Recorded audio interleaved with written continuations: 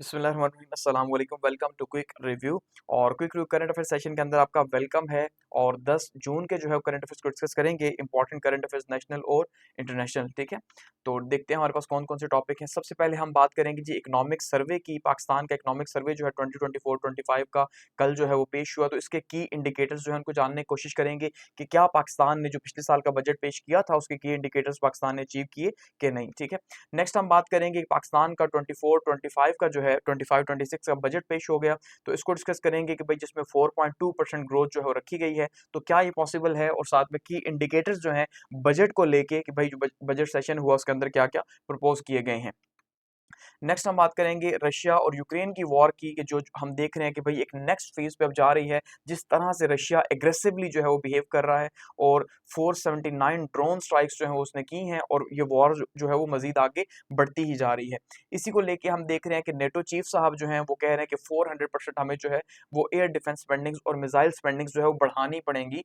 तो मुकम्मल तौर पे वॉर की जो है वो प्रिपरेशंस हो रही हैं यूरोप के अंदर। नेक्स्ट हम बात करेंगे कि ट्रम्प साहब ने भी अमेरिका के अंदर जो है फौज बुला ली है, और किसको लेके बुलाई है जी, कि भाई वहां पे जो इलीगल इमिग्रेंट्स हैं उन्होंने जो है वहां पे आपने देखा प्रोटेस्ट कर रहे हैं, और उसको लेके जो है वहां पे झड़पें हो रही हैं पुलिस के बीच में और लोगों के बीच में।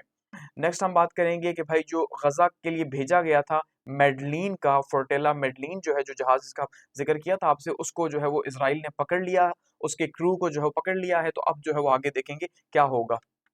और लास्ट में हम बात करेंगे कि ईरान का ये कहना है कि उसके पास कोई बहुत ही इम्पोर्टेंट जो है वो डॉक्यूमेंट्स उसके हाथ लग चुके हैं। ठीक है, ये ट्रेजर ट्रोव है, बेसिकली वो कह रहा है कि भाई मेरे पास जो है वो बेशकीमती खजाना जो है मेरे हाथ लगा है, और ये सीक्रेट डॉक्यूमेंट्स हैं जो कि बता रहे हैं कि इसराइल की जो मिलिट्री इंस्टॉलेशंस या उसकी जो न्यूक्लियर साइट्स हैं वो कहाँ कहाँ पे हैं, या उसकी जो फॉरेन एग्रीमेंट्स हैं वो क्या क्या हैं। तो ये बहुत इंपॉर्टेंट है। तो ये हमारे आज के करंट अफेयर्स को डिस्कस करेंगे। आगे बढ़ते हैं, तो सबसे पहले आज बात करते हैं जी इकोनॉमिक सर्वे की। तो इकोनॉमिक सर्वे जो है वो कल पेश किया गया हमारे जो फाइनेंस मिनिस्टर हैं औरंगजेब साहब की तरफ से। तो उसको डिस्कस करते हैं, उसके की इंडिकेटर्स जो हैं जानने की कोशिश करते हैं जो आपको पता होने चाहिए। ठीक है, आज हमारा जो है वो नंबर गेम्स कुछ होंगी, तो उस वजह से आपको थोड़ा सा परेशानी भी होगी, लेकिन कुछ हर चीज़ याद रखना ज़रूरी नहीं होता। याद रखिएगा कुछ की इंडिकेटर्स आपको पता होने चाहिए कि क्या चीज़ अप जा रही है, क्या डाउन जा रही है। अब बेसिकली इकोनॉमिक सर्वे क्या बताता है हमें? देखिए, इकोनॉमिक सर्वे हमें ये बताता है, जैसे अभी आज हम देख रहे हैं बजट जो है वो 2025 और 26 का पेश किया गया। ठीक है, इसका मतलब ये है कि बजट के अंदर ये प्रपोज किया गया, या टारगेट्स जो है वो सेट किए गए हैं कि अगले 1 साल के अंदर, ठीक है, अगले 1 साल के अंदर हमने क्या क्या अचीव करना है, किस किस लेवल के ऊपर, किस किस इंडस्ट्री पे, या क्या क्या करना है हमने। ठीक है, तो इसका मतलब ये है कि वो जो टारगेट्स हैं अब आज तो रख दिए गए, लेकिन क्या वो अचीव होंगे, उसकी बेसिस के ऊपर हम ये देखेंगे हमारी प्रोग्रेस क्या रही है। तो उसको एनालाइज किया जाएगा इकोनॉमिक सर्वे के अंदर कि भाई हाँ, हमने जो ये टारगेट सेट किए हैं क्या वो अचीव हुए कि नहीं। तो इसी तरह से जो 2024-25 का जो बजट पेश किया गया, ठीक है, उसके अंदर जो इंडिकेटर सेट किए गए थे, तो उसको यहाँ पे इकोनॉमिक सर्वे में डील किया गया कि भाई कहाँ कहाँ पे हमने जो है कामयाबी हासिल की और कहाँ पे नहीं की, प्रोजेक्टेड क्या था और क्या जो है हमने अचीव किया। ठीक है, तो ये हमें मुल्क की ओवरऑल कंडीशन के बारे में बता रहा होता है, लेकिन कौन से वाली जो साल गुजर चुका उसको लेके। तो 2024-25 की अगर हम यहाँ पे की हाइलाइट्स देखें, तो सबसे पहली चीज ये है कि जो ग्रोथ टारगेट्स हैं वो मिस हो गए हैं। सबसे पहली बात ये, तो इसका मतलब ये है, जब स्टार्ट ही हम ये कह रहे हैं कि ग्रोथ टारगेट्स मिस हो गए हैं, तो इसका मतलब मेजॉरिटी में जो ग्रोथ टारगेट्स है, क्योंकि याद रखिएगा अब यहाँ पे दो चीजें हैं, एक तो है पॉलिटिकल और एक इकोनॉमिक है। अब पॉलिटिकली लोगों को खुश करने के लिए इंडिकेटर्स प्रोजेक्ट जो किए जाते हैं वो बहुत ज्यादा कर दिए जाते हैं लोगों को खुश करने के लिए, हम ये कर देंगे, इतनी ग्रोथ हो जाएगी। तो वो जो है वो एक्चुअली में लॉजिकल और रैशनल नहीं होती। ठीक है, तो जब रैशनली काम किया जाता है इकोनॉमिक इंडिकेटर्स के अकॉर्डिंगली, चीजों को देख के, ग्राउंड रियलिटीज को देख के, तो अचीवमेंट कम ही होती है। तो यहाँ पे बहुत सारे टारगेट्स मिस हुए हैं, और ये कहा जा रहा है कि इंडस्ट्रीज जो हैं उन्होंने थोड़ा सा जो है वो अपने आप को मेंटेन किया, और थोड़ी सी ग्रोथ हमें दिखाई है इंडस्ट्रियल सेक्टर के अंदर, जो कि इससे पिछले साल काफी ज्यादा वीक रही थी। 22 और 23 के अंदर काफी ज्यादा इंडस्ट्रीज वीक रही थी। दूसरा हम ये देख रहे हैं कि कहा जा रहा है जी पर कैपिटा जो है, एक शख्स की जो इनकम है उसमें इजाफा हुआ है, और उसकी जो परचेजिंग पावर है वो बढ़ी है, जिस वजह से इन्फ्लेशन कम हुई है, ये कहा जा रहा है। तो पर कैपिटा जो है वो इंक्रीज हो गई, और $1824 जो है वो पर कैपिटा हो गई है, पहले $1662 थी एक शख्स की, ठीक है, सालाना इनकम। करंट अकाउंट बैलेंस की अगर बात करते हैं तो वो कहा जा रहा है जी सरप्लस में है, और ये हैरत की बात है कि भाई वो सरप्लस में कैसे है जो करंट अकाउंट का जो है वो बैलेंस है, और 1.9 बिलियन डॉलर्स जो है जुलाई टू अप्रैल जो है वो शो कर रहा है, और लास्ट ईयर जो है 1.3 बिलियन डॉलर्स का डेफिसिट था। तो अगर ये है तो ये एक्चुअली में एक मिरेकल है, कि बहुत बड़ी बात है कि डेफिसिट 1.3 बिलियन डॉलर से ये 1.9 बिलियन सरप्लस पे आ गया, तो ये एक अच्छी बात है। ठीक है, इसके अलावा इन्फ्लेशन के लिए भी हम देख रहे हैं कि भाई इन्फ्लेशन पिछला पूरा साल जो है जो इंडिकेटर्स बताए गए हैं सीपीआई वगैरह की वो डाउन ही हुई है, तो इंडिकेशन जो है वो जो इन्फ्लेशन है वो ड्रॉप हुई है 4.7%। ठीक है, इन्फ्लेशन का मतलब क्या है कि जो आपकी इनकम है, जो पैसे हैं, उनकी जो डिवैल्यूएशन है वो कम हो गई है, जो महंगाई है वो कम हो गई है सिंपल फाज में। तो 4.7% पे जो है वो ये आई है, कम हुई है, और जो टारगेट था वो 12% का था। तो हम ये देख रहे हैं कि लास्ट ईयर जो है वो इवन 28 तक गई, 23.4 पे भी गई है, लेकिन 28 तक जो है वो गई है, काफी ज्यादा थी, तो उसको भी कम किया गया। तो ओवरऑल जो है बड़े टारगेट्स तो मिस हुए, लेकिन कुछ जैसे इन्फ्लेशन है, ये जैसे करंट अकाउंट का बैलेंस है, या फिर जो है पर कैपिटा है, इसमें हमें या इंडस्ट्रीज के अंदर हमें कुछ ना कुछ कामयाबी जो है वो मिली है, इकोनॉमिक सर्वे ये बता रहा है। ठीक है, अच्छा, अब जो जीडीपी की ग्रोथ थी, अगर हम सबसे पहले उसकी बात करते हैं, हम आगे चार्ट्स वगैरह भी डिस्कस करेंगे तो आपको आसानी होगी समझने में कि एक्चुअली में जो है वो ग्रोथ कैसे और किस तरह से जा रही है। ठीक है, तो इकोनॉमिक सर्वे ये बता रहा है कि जो जीडीपी की ग्रोथ है वो रही जी 2.7%। ठीक है, तो ये जो भी साल जा रहा है इसके लिए 2.7% रही है, और बेसिकली जो है वो 2.5% जो है 2024 के अंदर रही है। ठीक है, इसका मतलब ये है कि वो जो टारगेट था एक्चुअली में वो अचीव नहीं हो सका, लेकिन बेहतर गई है, पॉजिटिव इंडिकेटर्स थे, क्योंकि उससे पिछले साल तो इससे भी बुरे हालात हमने देखे थे। ठीक है, और ये कहा जा रहा है कि भाई 5.5% जो है वो हमें ग्रोथ चाहिए, अगर हम अपने इस टारगेट को इकोनॉमिक सर्वे के को अगर मीट करना चाहते हैं 2025 की, अगर हमने 2.7 पे ही रखनी है, ठीक है, लेके जाना चाह रहे हैं, तो फिर हमें फाइनल क्वार्टर के अंदर जो आखिरी 4 महीने हैं, ठीक है, तो ये जो आखिरी 4 महीने हैं इनके अंदर हमें 5.5% की ग्रोथ रखनी होगी, जो कि शायद पॉसिबल ना हो सके। ठीक है, कि फर्स्ट 3 क्वार्टर्स की जो एवरेज बनी वो हमारे पास 1.76 जो है वो ग्रोथ बनी है, जो काफी ज्यादा कम है। तो यहाँ से आगे बजट भी अब पेश हुआ, जाहिर बात अब देखना ही है कि क्या ये 2025 के लिए अचीव हो सकता है कि नहीं। तो बेसिकली ऑप्टिमिस्टिक फोरकास्ट रखी गई है, लेकिन नॉर्मली ऐसी चीजें पाकिस्तान में अचीव नहीं होती, लेकिन फाइनेंस मिनिस्टर साहब ने कहा कि भाई हम स्ट्रक्चरल रिफॉर्म्स लेके आ रहे हैं। ठीक है, उस वजह से जो है हम कोशिश कर रहे हैं कि हाँ भाई हम अपने टारगेट्स को मिस करें, लेकिन पिछले 3 साल में हमने अपना जो जीडीपी ग्रोथ का टारगेट है वो उसको हमने अचीव नहीं किया। सबसे इंपॉर्टेंट चीज ये इकोनॉमिक सर्वे में बताएगी। ठीक है, अब यहाँ पे अगर आप इस चार्ट के अंदर देखिए तो जीडीपी पर कैपिटा जो है, अगर हम ये देख रहे हैं पर कैपिटा के हिसाब से बढ़ गई है, तो ये एक पॉजिटिव इंडिकेटर है कि इसका मतलब है लोगों की जो आमदनी है उसमें इजाफा हुआ, या लोगों की जो सोर्स ऑफ इनकम है उसमें भी कहीं ना कहीं इजाफा हुआ। कि 2020-21 में अगर हम देखते हैं तो 1667, ठीक है, 21 और 22 में देखते हैं तो 1767, ठीक है, ये डॉलर्स के हिसाब से है। इसके अलावा 22 और 23 में देखते हैं तो बहुत पीछे आ गई, और 22 और 23 में हम देख रहे हैं इकोनॉमी जो है वो कोरोना से रिकवर भी हुई, तो हमारी जो पर कैपिटा इनकम है वो काफी नीचे आई, और लोगों की जो परचेजिंग पावर है वो बहुत कम हुई, इन्फ्लेशन ऊपर चली गई। उसके बाद 23 और 24 की देखते हैं तो 1662, और अब जो है उसने अच्छा खासा जंप किया। अब देख लें यहाँ पे कोई बहुत ज्यादा हमें जंप नहीं दिखाई दे रहा। ठीक है, तो यहाँ पे जो है 24-25 में अब जैसे कहा भी ये जा रहा है कि भाई बहुत से इंडिकेटर्स जो है वो आप देख रहे हैं पोजीशन की तरफ से, ये कहा जा रहा है कि भाई ये जो है ना जो कैलकुलेशंस है वो ठीक नहीं दिखाई जा रही। तो खैर अब इस पे हम तो डिबेट नहीं करते, लेकिन 1824 पे हम देख रहे हैं, $1824 पे जो है पहुंच चुकी है। तो ये अच्छा साइन है, गो कि हम फिर भी बहुत सी दुनिया से पीछे हैं, लेकिन हमारे अपने मुल्क के हिसाब से ग्रोथ हमने देखी है। अब अच्छा, इकोनॉमिक सर्वे में हमने देखा कि सबसे पहले वो क्या पेश कर रहे हैं जी, कि भाई जो ओवरऑल दुनिया के हालात हैं वो इस टाइम पे क्या चल रहे हैं, ताकि हमें आइडिया हो कि हम एक ग्लोबल इकोनॉमी में रहते हैं, और उस ग्लोबल इकोनॉमी में हमारा जो है वो क्या लेवल है। तो अगर ग्लोबल इकोनॉमी नीचे जा रही है तो हम ऊपर जा रहे हैं, शायद ये पॉसिबल ना हो हमारे लिए। ठीक है, तो ग्लोबल इकोनॉमिक सिचुएशन इस टाइम पे क्या क्या है जी, कि आप ये जो एरोज हैं इन एरोज को देखिएगा, ये नीचे की तरफ है, इसका मतलब ये है कि डिक्रीज हो रही हैं चीजें। ठीक है, एरोज नीचे का मतलब है डिक्रीज हो रही है। तो 2.8% हम ये देख रहे हैं कि इसमें रहेगी 2025 के अंदर जो ग्रोथ है, और वो कम रहेगी, रहेगी 2.8% ग्रोथ, लेकिन इसका मतलब ये है कि डाउन है पिछले साल की बनिस्बत। इन्फ्लेशन की बात करते हैं तो 4.3% है, ये अच्छी बात है कि ओवरऑल पूरी दुनिया के अंदर ही इन्फ्लेशन जो है 4.3 पे रहने के चांसेस है एवरेज, जो कि कम हो रही है, तो ये अच्छी बात है।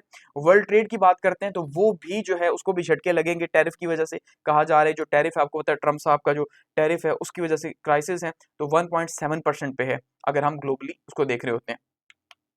अच्छा, अब यहाँ पे ग्लोबल इकोनॉमिक ग्रोथ की बात की जाए तो एस्टिमेट क्या है जी, 3.3% 2024 के अंदर रही, जो एस्टिमेटेड था 2024 का। ठीक है। उसमें हम ये देख रहे हैं कि भाई थोड़ा सा जो है वो चेंजेस आई हैं और ये 2.8 पे आ गई, यानी इसका मतलब ये है कि जितना प्रोजेक्ट किया गया था उससे थोड़ा सा कम हो गया 2025 के अंदर। तो 25 में आगे बढ़ने के बजाय वर्ल्ड इकोनॉमी जो है वो थोड़ा सा श्रिंक हुई है, क्योंकि हमने देखा क्राइसिस दुनिया में बढ़ रहे हैं, ठीक है। इसके अलावा 2026 तक कहा जा रहा है कि थोड़ी सी रिकवरी होगी और ये 2.8 से 3% पे चला जाएगा। जो जीडीपी ग्रोथ है ये 2026 में बेहतर होगी, लेकिन इसके इंडिकेटर्स भी कम ही हैं। उसका रीजन ये है कि ओवरऑल हम ये देख रहे हैं कि 1.7% रेट जो है वो कम होगी 2025 में, तो फिर जीडीपी का ऊपर जाना भी शायद पॉसिबल ना हो। और जैसे वॉर के हालात बन रहे हैं यूरोप के अंदर, अल्टीमेटली जैसे अमेरिका में आप देख रहे हैं प्रोटेस्ट वगैरह चल रही है, तो ये सारी चीजें ही इसके ऊपर असरअंदाज होंगी, तो शायद ये इतना अचीव ना हो सके। ग्लोबल इन्फ्लेशन की बात करें तो वो रिकॉर्ड की गई जी 5.7% पे 2024 में, ठीक है, जो कि 2025 में थोड़ा सा कम हो गई, 4.3% पे आ गई। तो ये एक अच्छा इंडिकेटर है कि ग्लोबली जो है हम ये देख रहे हैं कि भाई इन्फ्लेशन कम हुई है, और इसका असर पाकिस्तान के अंदर भी हमने देखा। 2026 में कहा जा रहा है इससे भी शायद कम हो, 3.6% पे हो। अब वॉर्स के साइड पे हालात लेके जाते हैं ये तो नहीं कहा जा सकता दुनिया के, लेकिन एक्सपेक्ट किया जा रहा है। आईएमएफ का जो ग्लोबल ट्रेड है उसका जो वॉल्यूम है हम ये देखते हैं जी, वो वॉल्यूम 3.8% पे रहा, ठीक है, जो 2024 के हिसाब से हम देख रहे हैं। और उसमें हम ये देख रहे हैं कि 2025 में 1.7% जो है वो इसमें डिक्रीज होगी, कमी हो जाएगी। उसका वजह जो टैरिफ है पूरी दुनिया के अंदर जो लगाया जा रहा है अनसर्टेनिटी की वजह से, वो क्राइसिस पैदा होगा। 2026 में जाके 2.5% होगा, इसका मतलब 2026 में जाके थोड़ा सा रिकवरी होगी अगर कोई मेजर वॉर नहीं होती। लेकिन अगर हम ग्राउंड रियलिटीज को देखते हैं तो इस टाइम पे जो रशिया और यूक्रेन की वॉर की जो हालात बने हुए हैं, वो किसी भी टाइम पे जो है वो एक मैसिव वॉर के अंदर कन्वर्ट हो सकती है। तो शायद हम पॉजिटिविटी की ज्यादा उम्मीद नहीं रख सकते। तो ये तो इकोनॉमिक सर्वे में बताया जा रहा है कि भाई ओवरऑल जो ग्लोबल कंडीशन है वो क्या है। नेक्स्ट बात करते हैं यहाँ पे जीडीपी जो ग्रोथ रेट है, देखिए उसमें यहाँ पे जो टारगेटेड था और जो एक्चुअल है उसको आपने समझना है यहाँ पे, ठीक है। ये बहुत इंपॉर्टेंट है कि जीडीपी की जो ग्रोथ है वो बताई जा रही है कि हमने जो 2024 और 25 में की है वो क्या है, लेकिन साथ में पिछले जो हमारे साल गुजरे हैं उनका इंडिकेटर दिया जा रहा है। अब ये जो फर्स्ट लाइन है ग्राफ की, ये जो है थोड़ा सा डार्क कलर है, ये टारगेटेड है, ठीक है, जो टारगेट रखा गया था। अब जैसे 2025 और 26 का टारगेट रखा गया कि भाई हम जो है वो 2.7% पे लेके जाएंगे, इसका मतलब ये टारगेट है। क्या इसे अगले साल का इकोनॉमिक सर्वे ये बता रहा होगा हमें कि हमने इससे ऊपर निकल गए या हमने इसे अचीव नहीं किया? समझ रहे हैं? तो ये टारगेटेड है, और एक्चुअल जो है ये जो दूसरा आपको लाइट कलर का बार दिखाई दे रहा है, ये हम बता रहे हैं कि भाई एक्चुअल क्या है। 2020 और 21 में जब कोरोना का टाइम था तो उस टाइम पे टारगेट रखा गया था 2.3% ग्रोथ का, यानी खुद ही कम रखा गया कि हालात दुनिया के ऐसे चल रहे थे, लेकिन हमने ग्रोथ की 5.8% की। तो ये एक एक्सेप्शनल ग्रोथ थी, और जिसका हम कहते हैं कि भाई पीटीआई जो है वो क्रेडिट लेती है कि भाई ये हमने कमाल किया कि पूरी दुनिया की इकोनॉमीज नीचे गई लेकिन हमारी इकोनॉमी जो है वो ऊपर गई, ठीक है। उसके बाद 21 और 22 में अगर हम देखते हैं तो जो टारगेटेड था वो 4.8 था, यानी वो यहाँ पे भी कम रखा गया 21 और 22 के अंदर भी, लेकिन हमने 6.18% तक हम पहुंचे, हम उससे ऊपर निकल गए। और ये बहुत कम हुआ है पाकिस्तान के अंदर कि भाई जो टारगेट, क्योंकि हमेशा जैसे मैंने कहा कि ज्यादा रखा जाता है, ठीक है, तो टारगेट कम रखे गए लेकिन अचीव ज्यादा हुआ, तो ये एक्सेप्शनल केसेस थे। फिर हम देख रहे हैं 2022 और 23 के अंदर जो है, क्योंकि अब ये खुश हुए तो इन्होंने जो है ज्यादा टारगेट रखा 5% का, लेकिन फिर क्या हो गया आपको पता है 2023 के अंदर जैसे गवर्नमेंट चेंज हुई, ठीक है, रिजीम चेंज जिसको हम कह रहे हैं, तो वो जब हुआ तो उसके बाद हमारी जो ग्रोथ है वो माइनस में चली गई। 5% हमने कहा जा रही थी, लेकिन फिर क्या हुआ कि -1% पे आ गई, और ये पाकिस्तान की जो है वो बुरे सालों में से एक साल गुजरा जो जहां पे माइनस में हम देख रहे हैं। फिर 23 और 24 में हमने देखा कि भाई 3.5% पे जो है वो टारगेट रखा गया कि हमने ग्रोथ करनी है, लेकिन हमने सिर्फ 2.5% ग्रोथ की। फिर अब 24 और 25 की अगर हम बात करते हैं, लास्ट जो टारगेट रखा गया था वो रखा गया था 3.6 का, लेकिन हमने 2.7 जो है वो अचीव की है, ठीक है। इसका मतलब ये है जितना टारगेट रखा गया हम उससे कम जो है वो अचीव कर रहे हैं। तो अब अगले साल का हम देखेंगे कि भाई क्या हम अचीव कर पाएंगे वो टारगेट कि अचीव नहीं कर पाएंगे, जो आगे हम बजट में डिस्कस करेंगे। तो ये तो जीडीपी ग्रोथ का बताया गया। इन्फ्लेशन की बात की जाए तो ओवरऑल जो है हमने देखा 2021 से लेके 2024 के बीच में काफी ज्यादा हाई भी गई, और सबसे ज्यादा हाई जो है 2022 और 23 के अंदर हुई, जब हमारी जो है वो जीडीपी -1% पे थी। तो यहाँ पे -1% और यहाँ पे आप देख लें कि ये तकरीबन जो है वो 28.5 तक जो है हमारी जो इन्फ्लेशन है, मंथली इन्फ्लेशन सीपीआई जो है वो गई है, ठीक है। तो ये बहुत ज़्यादा जो है वो हमारी 2023 के अंदर रही है, 22 या 23 के अंदर रही है। तो 2021 में हमारी जो इन्फ्लेशन है वो ऑलमोस्ट 6% के करीब थी, 6.5% करीब। अब 2024 में हम ये देख रहे हैं जो इस टाइम पे काफ़ी ज़्यादा कम हो चुकी है और 4.3 पे हम ये कह रहे हैं कि भाई ये आ गई है, तो ये बहुत बड़ी अचीवमेंट है एक तरह से, क्योंकि ग्लोबली कम हुई तो ये अच्छी बात है कि भाई हम इतना डाउन लेवल पे इन्फ्लेशन को ले आए हैं। इसका मतलब ये है कि जो हमारा जो डिप्रिसिएशन थी रुपये की वो कम हो गई है, बहुत ज़्यादा कम होगी। कहाँ पे 28% मंथली जो है वो हो रही थी, तो कहाँ पे 4.3%। ठीक है, गो के टारगेट इन्होंने थोड़ा ज़्यादा रखा था कि इन्हें उम्मीद नहीं थी गवर्नमेंट को, लेकिन फिर भी रिजल्ट जो है वो अच्छा अचीव हो गया। तो ये हम देख रहे हैं इकोनॉमिक सर्वे में बताया जा रहा है। अच्छा, इन्फ्लेशन जो है वो डिक्लाइन हुई है जी शार्पली, बहुत तेजी के साथ, और ये हैरत अंगेज बात जो है वो मानी जा रही है। तो ये एक अचीवमेंट है, गवर्नमेंट ने इसको बताया कि भाई ये हमारी अचीवमेंट है, हमारी जो पॉलिसीज हैं उनका नतीजा है कि हमने इन्फ्लेशन को कम कर दिया और 4.7% पे लेके आ गए हैं। ठीक है, जो 12% टारगेट रखा गया था, तो ये हम उससे भी जो है वो आगे चलेंगे, और लास्ट ईयर जो था वो 23.4% पे हम एवरेज जो है वो देख रहे हैं। तो ये एक फंटास्टिक स्टोरी का नाम इसको दिया गया फाइनेंस मिनिस्टर की तरफ से कि एक फंटास्टिक स्टोरी है कि भाई हमने कैसे जो है इतना कर लिया। और ये कहते हैं कि हमारे जो फिस्कल डिसिप्लिन है उसकी वजह से हुआ, यानी जिस तरह से हम जो है वो डिसिप्लिन के साथ चले हैं, हमने कोई बड़ा मेजर चेंज नहीं किया, उसकी वजह से हमारी जो मॉनेटरी पॉलिसीज थी उसके एडजस्टमेंट की वजह से, यानी जो पैसों के लेन देन से मुतालिक जो हमारे मामलात थे उनको हमने सेट किया, इस वजह से हुआ। तो इस वजह से हम ये देख रहे हैं कि काफी ज्यादा जो है कम हो गया और परचेजिंग पावर जो है वो बढ़ी है। ठीक है, और साथ में कह रहे हैं जी पर कैपिटा इनकम भी जो है वो 1824 पे पहुंची है। तो ये जो है अचीवमेंट है गवर्नमेंट की। नेक्स्ट इकोनॉमिक सर्विस में अगर हम देखते हैं जी एग्रीकल्चर इंडस्ट्री वगैरह की जो ग्रोथ है, तो उस हवाले से कोई बहुत ज्यादा पॉजिटिव जो है हम नहीं देख रहे। गो के एग्रीकल्चर में ये कहा जा रहा है कि भाई हमने थोड़ा सा डिक्लाइन हुई है, हम पीछे गए हैं, पिछले साल में काफी आगे चले गए थे, तो इस साल हम पीछे आ गए हैं। ठीक है, लेकिन इंडस्ट्री में थोड़ा सा हमें ग्रोथ जो है देखने को मिली है। तो जो एग्रीकल्चर सेक्टर है अगर उसकी ग्रोथ की बात करते हैं तो वो 0.56% रही, यानी कि 1% भी जो है वो एग्रीकल्चर अचीव नहीं कर सकी। और यहाँ पे मैं समझता हूँ कि हुकूमत का बहुत बड़ा फेलियर है। ठीक है, और उसका जो रीजन है वो देखिए, वो रीजन क्या है, चाहे वो पॉलिटिकल हो, कुछ भी हो। जैसे आप देखते हैं जब ग्रोथ होती है तो किसानों को नहीं पूछा जाता। ठीक है, उनको उनकी जो है वो जो रॉ मटेरियल परचेज कर रहे होते हैं तो वो अमाउंट नहीं मिल रही होती जिस वजह से इतना पैसा लगाया जा सके। तो बेसिकली यहाँ पे एग्रीकल्चर हमारी बैकबोन है। हम ये कहते हैं कि हमारी रीढ़ की हड्डी है हमारी इकोनॉमी की, क्योंकि 65% हमारी इकोनॉमी जो है वो एग्रीकल्चर के साथ डायरेक्टली या इनडायरेक्टली जुड़ी हुई है। तो इसका मतलब 65% इकोनॉमी जो है वो नेगेटिव इंडिकेट कर रही है, तो ये खतरनाक है। इसमें हम देख रहे हैं जी लाइव स्टॉक जो है वो 4.72% जो है रहा, फिशरीज जो है 1.42% रही है, और जो क्रॉप्स वगैरह है उसमें हमने 13.49% डिक्लाइन देखा है, कमी देखी है जो फसलें हैं उसके अंदर, क्योंकि शायद किसान जो है वो बहुत ज्यादा मोटिवेटेड नहीं रहा। ठीक है, क्योंकि बाकी तो हम मेजर क्राइसिस देख रहे हैं उस तरह से नहीं आए, क्योंकि क्लाइमेट के इश्यूज जो है वो चल रहे हैं। तो इसका जो माना जा रहा है हुकूमत के से वो कहते हैं वेदर है, जो मौसम है या जो क्लाइमेट चेंज है उसकी वजह से उसको जिम्मेदार ठहराया जा रहा है। इंडस्ट्रियल ग्रोथ की अगर हम बात करें तो वो थोड़ा सा जो है वो अपने आप को उसने बेहतर किया और 4.8% पे रही है। ठीक है, और लास्ट ईयर जो है वो माइनस में थी, -1.4 पे थी। और जो लार्ज इंडस्ट्रीज हैं पिछले 3 साल के अंदर पाकिस्तान में, उनमें बहुत नुमाया कमी आई है। और याद रखिएगा हमेशा मुल्क लार्ज इंडस्ट्री से ऊपर जाते हैं, क्योंकि हम छोटी छोटी चीजें अगर मुल्क में बनाते हैं तो बड़ी चीजें जो हम ले रहे होते हैं उसका पैसा हम बाहर दे देते हैं। ठीक है, फॉरेन रिजर्व्स का जो पैसा है वो हम दे देते हैं बड़ी चीजों में, तो ये हम यहाँ पे मार खा रहे हैं। अच्छा, इसी तरह से कंस्ट्रक्शन अगर देखते हैं तो 6.6% जो है वो रही है। मोबाइल मैन्युफैक्चरिंग गाड़ियां वगैरह देखते हैं तो वो ऊपर रही हैं। ठीक है, लार्ज स्केल जो है उसमें हम थोड़ा पीछे रहे हैं। केमिकल और स्टील हमारी एक पावर थी, इसमें भी हम डिक्लाइन का शिकार ही रहे हैं। सर्विस सेक्टर के हवाले से ये कहा जा रहा है कि भाई सर्विस सेक्टर काफी बेहतर रहा, जिसमें खास करके जो आईटी है या फ्रीलांस है उसके अंदर हमने ग्रोथ की 2.9%, ये हमारी अच्छी रही। और आईटी के अंदर 6.5% जो है हमने ग्रोथ देखी है। ठीक है, इसी तरह से ट्रांसपोर्टेशन के अंदर भी कहीं ना कहीं हमने ग्रोथ देखी है।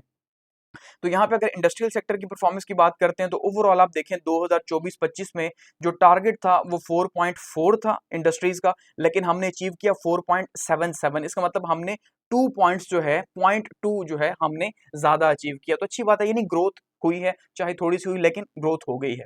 ठीक है, 2023-24 की बात करते हैं तो उसमें हमारी जो इंडस्ट्रीज की ग्रोथ थी वो -1.37 पे थी। ठीक है, टारगेट 3.4 रखा गया था, तो टारगेट से पहुंचने के बजाय हम रिवर्स में चले गए 2023-24 के अंदर, जिसमें हमारा जो जीडीपी है वो इसीलिए नेगेटिव भी हुआ।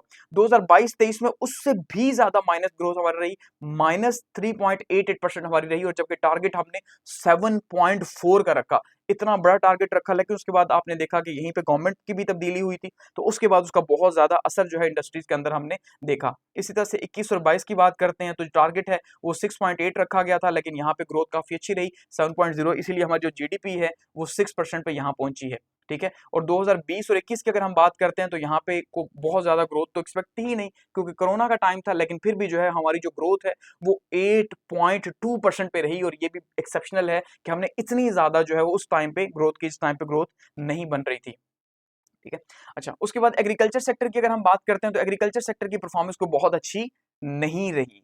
लास्ट ईयर आपने देखा जैसे गंदम का बहरान बना, जितना ज्यादा सरप्लस हमारी गंदम पैदा हुई और उसके बाद हमने जो है किसानों को प्राइसेस नहीं दी, तो उससे भी एक बहुत बड़ी डीमोटिवेशन पैदा हुई। अब यहाँ पे देखिए 2024-25 में 2% जो है ग्रोथ का टारगेट रखा गया, लेकिन जो कि सिर्फ 0.6% अचीव हुआ, यानी 1% भी नहीं हुआ, 0.6% हो रहा है। तो ये बहुत ही ज्यादा पाकिस्तान के लिए डिसअपॉइंटमेंट की बात है कि भाई इतना ज्यादा जो है, हालांकि एग्रीकल्चर सेक्टर वो है जहां से हम टैक्स भी कलेक्ट नहीं करते, ठीक है, तो फिर भी इसकी ग्रोथ नहीं है, तो ये काफी ज्यादा परेशान कुन बात है। 2023-24 की बात करते हैं तो 3.5% टारगेट था, लेकिन यहाँ पे 6.4 रहा, क्योंकि पिछले साल आपने देखा कि हमारी जो फसल है, खास करके जो हम कहते हैं गंदम की, वो बम्पर जो है वो क्रॉप रही है हमारी। ठीक है, तो कुछ क्रॉप्स हमारी बम्पर रही हैं, जिस वजह से हमारी जो फूड के प्राइसेस थे वो काफी ज्यादा नीचे आ गए, तो इस साल हमें वो भी हमें झेलना पड़ेगा। 22 और 23 में हमने जो है टारगेट 3.9 रखा, लेकिन सिर्फ 2.2 अचीव कर सके। ठीक है, इसी तरह से 21 और 22 में 3.4 टारगेट रखा, 4.2 अचीव कर सके, तो यहाँ पे भी हम सरप्लस में गए। तो 21, 22, 23 में हम जो है सरप्लस पे गए, और 23 से फिर हम जो है वो एक नेगेटिव साइड पे हम जो है एग्रीकल्चर की आ गए। नेक्स्ट अगर हम देखते हैं जी, स्ट्रक्चरल रिफॉर्म्स की यहाँ पे बात की गई है, ठीक है, और प्राइवेटाइजेशन पुश की जो है दोबारा से बात की गई है कि भाई हम जो है वो स्ट्रक्चरल रिफॉर्म्स लेके आएंगे और इदारों को जो है वो दुरुस्त करेंगे और बेहतर करेंगे, ताकि हम मजीद अपने जो है वो टारगेट्स को अचीव करें। और साथ में ये कहा जा रहा है कि जो हमने सर्वे किया, इकोनॉमिक सर्वे दिया है, इसकी जो अचीवमेंट्स हैं उसके पीछे रीजन भी जो है स्ट्रक्चरल रिफॉर्म्स हैं, कि हमने जो है स्ट्रक्चरल रिफॉर्म्स की हैं। टैक्स बेस्ड एग्जाम्पशंस जो है कह रहे हैं भाई 3.7 मिलियन जो है फाइलर्स हमने जो है वो बढ़ाई, और हाई वैल्यू टैक्स को हमने टारगेट किया। एनर्जी सेक्टर की रिफॉर्म्स को हम लेके आए हैं। प्राइवेटाइजेशन में 24 जो है वो स्टेट ऑन जो है वो हमने इंटरप्राइजेस को प्राइवेट किया, प्रायोरिटी पे रखा। ठीक है, इसी तरह से पेंशन रिफॉर्म्स हम लेके आए, ब्यूरोक्रेसी रिफॉर्म्स हम लेके आए। इन 2 सालों की बातचीत की, पिछले साल की बातचीत की जा रही है इकोनॉमिक सर्वे के हवाले से। ठीक है, तो इससे वो कह रहे हैं कि भाई हमें बहुत ज्यादा फायदा हुआ। फिर वो कह रहे हैं हमने जो है वो रिड्यूस किया, और हम इस पे अभी मजीद काम कर रहे हैं कि हमने जो डाउन साइज करना है 43 मिनिस्ट्रीज को, 43 मिनिस्ट्रीज में बंदों को निकालना है। ठीक है, और जो 400 डिपार्टमेंट्स हैं वहां से भी लोगों को डाउन साइज करना है, क्योंकि आईएमएफ की ये कंडीशन है। फिर साथ में वो कह रहे हैं एसआईएफसी जो है, जो स्पेशल इन्वेस्टमेंट फैसिलिटेशन काउंसिल है, उसने जो है इन्वेस्टमेंट्स लाई है एनर्जी के अंदर, आईटी के अंदर, माइनिंग के अंदर, वो किसकी को बहुत ज्यादा डिटेल्स मौजूद नहीं है। ठीक है, तो चैलेंजेस जो है वो कह रहे हैं हमारे क्या हैं जी, कि हमने प्रोग्रेस की, लेकिन वो प्रोग्रेस जो हमें करनी चाहिए थी वो नहीं कर सके। तो चैलेंजेस हमें कहाँ पे हैं, पॉवर्टी लेवल के ऊपर हैं। ठीक है जी, जो कि हम देख रहे हैं अभी भी 45% के ऊपर ही खड़ी है, और ये वर्ल्ड बैंक की रिपोर्ट है। अनएम्प्लॉयमेंट हमारी जो है वो बड़ी है मजीद। ठीक है, इसी तरह से क्लाइमेट जो है उसके चैलेंजेस हमारे बड़े हैं, हम ये देख रहे हैं। सोशल प्रोटेक्शन के लिए कहा जा रहा है जी, हमने 593 जो है वो बिलियन डॉलर जो है बजट के अंदर रखे थे बेनजीर इनकम सपोर्ट के। जाहिर बात, अब देखिए बेनजीर इनकम सपोर्ट जो है, अब वो बिजनेस मॉडल तो है नहीं, वो एक सोशल वेलफेयर का मॉडल है, तो उसके अंदर भी आप देखते हैं कितनी ज्यादा जो है करप्शन है। एनईसी सीड की कहा जा रहा है जी 4.2% हमने जीडीपी टारगेट रखा फाइनेंशियल ईयर के अंदर, बैंक का एग्रीकल्चर वगैरह के हाल से या इंडस्ट्रीज के हाल से, तो वो भी हमने देखा कि उस तरह से कोई बहुत ज्यादा फायदा नहीं हो सका। नेक्स्ट अगर यहाँ पे देखिए जी, तो हम बात करते हैं अगर सर्विस सेक्टर की, तो सर्विस सेक्टर की परफॉर्मेंस की अगर हम बात करें तो सर्विस सेक्टर हमारा ग्रोथ में गया। ठीक है, लेकिन को बहुत ज्यादा जो है नहीं, खास करके आईटी जो है वो काफी ग्रोथ में गई है। तो 2024-25 की अगर हम बात करें तो टारगेट 4.1% था, लेकिन 2.91% अचीव किया, वो कि रहा डिक्लाइन ही, लेकिन उसके अंदर स्पेसिफिक जो है टारगेट अगर हम आईटी की बात करते हैं तो उसमें ग्रोथ रही है। 2023-24 की अगर हम बात करें तो 3.6% रखा गया, 2.2 रहा। इसी तरह से 2022-23 में सिर्फ 0% रहा, यानी 22-23 में कोई भी ग्रोथ जो है वो सर्विस सेक्टर के अंदर नहीं हो सकी। 21-22 में हमने देखा 4.7 पे रखा और 6.7 पे चला गया। 20-21 में हमारी, तो ये वही है जिस टाइम पे हमारी जीडीपी जो है वो 6% या 5% थी। तो किस तरह से सर्विस सेक्टर ने रोल प्ले किया। ट्रेड डेफिसिट की अगर हम बात करते हैं तो ट्रेड डेफिसिट जो है हमारा कम हुआ है, ये भी एक पॉजिटिव इंडिकेटर है। अब देखिए ट्रेड डेफिसिट का क्या मतलब है। ट्रेड डेफिसिट का मतलब ये है कि हम जो जितना दे रहे हैं उतना ही, अगर हम लेट सपोज $500 जो है, अगर हम इसकी इंपोर्ट्स कर रहे हैं, मुल्क के अंदर मंगवा रहे हैं, ठीक है, और $500 की अगर हम एक्सपोर्ट्स कर रहे हैं, तो ये तो हमारा जो है ट्रेड डेफिसिट 0 है। ठीक है, क्योंकि जितना दे रहे हैं उतना ले रहे हैं। लेट सपोज अगर हम $500 की दे रहे हैं और $300 की ले रहे हैं, सो इसका मतलब क्या है कि $200 जो है हमारा सरप्लस है, हमें फायदा हो रहा है। लेकिन ट्रेड डेफिसिट में हमेशा हम जाते हैं, क्योंकि हम इंपोर्ट ज्यादा करते हैं, एक्सपोर्ट कम करते हैं। ठीक है, तो यहाँ पे अगर हम देखते हैं 2020-21 में, तो 8.2% पे हमारा ट्रेड डेफिसिट था, जो काफी ज्यादा है। फिर 2021 और 22 में देखते हैं तो 10.4% पे, यानी उससे भी ज्यादा ट्रेड डेफिसिट बढ़ गया 21 और 22 के अंदर। 22 और 23 की बात करें तो 7.4% पे हमारा ट्रेड डेफिसिट जो है पहुंचा, यानी कम हुआ लेकिन फिर भी काफी ज्यादा था। उसके बाद फिर 23 और 24 में देखते हैं 6% पे आया, काफी ज्यादा कम हो गया। और अब हम देख रहे हैं 24-25 में 4.6 पे आया, तो ये एक पॉजिटिव इंडिकेटर है कि ट्रेड डेफिसिट जो है वो हम देख रहे हैं किसी न किसी तरह से कम हो रहा है। ठीक है, नेक्स्ट बात करते हैं हम जी रेमिटेंसेस की। जो रेमिटेंसेस जो बाहर से पैसे भेजे जाते हैं, जो बाहर पाकिस्तानी है, डायस्पोरा है हमारा, तो उसकी अगर हम बात करते हैं तो उसमें हम देख रहे हैं कि इजाफा हुआ है। ठीक है, 2024 और 25 में 33.2% जो है हमने देखा ग्रोथ हमें नजर आई है इसके अंदर। 23 और 24 में ये 10.7% थी, तो 23 और 24 की बनिस्बत ये काफी ज्यादा जो है, यानी कि मल्टीप्लाई बाय 3 जो है ये हमारी ग्रोथ हुई है, या 3x जो है हमारी ग्रोथ यहाँ पे रेमिटेंसेस के अंदर हुई है। जबकि 22-23 में हमने देखा कि हम -12% पे थे, हमें काफी ज्यादा जो पैसा आ रहा था वो रुक गया था। 21 और 22 में देखें तो 6.2% ग्रोथ थी, और 20 और 21 में जो है वो 27.3% थी, तो काफी ज्यादा ग्रोथ रही है। ठीक है, फिस्कल डेफिसिट की अगर हम बात करते हैं, ठीक है जी, फिस्कल डेफिसिट यानी हमारा जो माली खसारा है, उसकी अगर हम बात करें तो वो भी कम हुआ, ये भी एक पॉजिटिव इंडिकेटर रहा। ठीक है, इकोनॉमिक सर्वे ये कह रहे हैं कि 2024 और 25 में हमारा फिस्कल डेफिसिट यानी माली खसारा कम हुआ। हम यहाँ पे अगर देखें तो 2024-25 का 2.6% जो है वो माली खसारा रहा। ठीक है जी, 2.6% पे जो है हम आए हैं और काफी नीचे पहुंच आए हैं। जबकि इसकी बनिस्बत 23 और 24 की बात करें तो 6.9% जो है फिस्कल डेफिसिट हमारा रहा। उससे पीछे अगर 22 और 23 की बात करें तो 7.8 रहा। उससे पीछे 21 और 22 की बात करें तो 7.9 रहा। ठीक है, हाँ, उससे पीछे अगर हम देखते हैं 2020 और 21 में, तो फिर 6.1% पे रहा है। ठीक है, तो हम जो है काफी ज्यादा उसमें हमने इंप्रूवमेंट की है, तो ये एक बहुत ही पॉजिटिव इंडिकेटर है कि हमारा फिस्कल जो डेफिसिट है वो 2.6 पे आ गया, तो ये नॉर्मल है 2.6 पे अगर हम इसको देखें।